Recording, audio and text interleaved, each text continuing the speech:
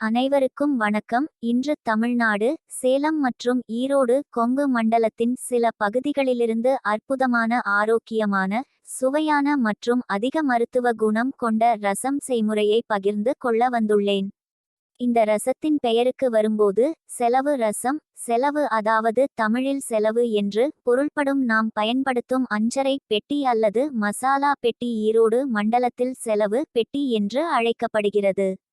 பெட்டியில் உள்ள அனைத்து மசாலா பொருட்களையும் நாம் அன்றாடம் பயன்படுத்துவதால் அது அவ்வாறு அழைக்கப்படுகிறது.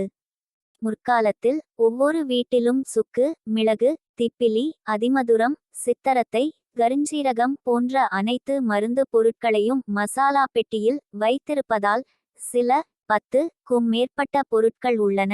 இவற்றை பயன்படுத்தி மூலிகை வைத்தியம் செய்து வந்தனர். இந்த ரசத்தில் பயன்படுத்தப்படும் மசாலா கலவையானது அனைத்து மூலிகை மசாலாக்களின் கலவையாகும். இது செலவு சமன் என்று அழைக்கப்படுகிறது. ஈரோடு பகுதிகளில் ஒவ்வொரு ஆயுர்வேத மருந்து கடைகளிலும் சிறிய மளிகை கடைகளிலும் கூட இதை கலவையாக விற்கிறார்கள். மிக்சியை பெற்று வெயிலில் காய வைத்து வீட்டில் பொடியாக அரைத்து தேவைக்கேற்ப பயன்படுத்துவார்கள் என்று அவர் குறிப்பிட்டுள்ளார். சளி மற்றும் காய்ச்சலுக்கு இது சிறந்த மருந்து. பிரசவத்திற்கு பிந்தைய பெண்களுக்கு மிகவும் நல்லது. பாத்தியா சமையல் பிரசவத்திற்கு பிறகு செய்முறைகளில் பயன்படுத்தப்படுகிறது.